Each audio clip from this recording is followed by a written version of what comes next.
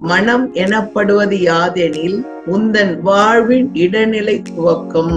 மனம் எனப்படுவது யாதெனில் உந்தன் எண்ண அலைகளின் கூட்டே. மனம் எனப்படுவது யாதெனில் உந்தன் வாழ்வின் இடைநிலை எஜமான். மனம் எனப்படுவது யாதெனில் உந்தன் உயிரின் படற்கை நிலையே.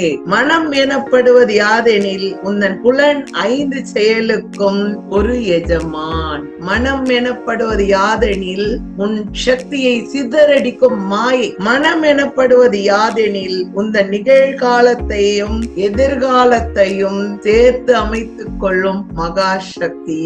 மனம் எனப்படுவது யாதெனில் உந்தன் மகிழ்ச்சியும் நண்பனும் பகைவனும். மனம் எனப்படுவது யாதெனில் உந்தன் இறை தன்மையின் முதல் எதிரி.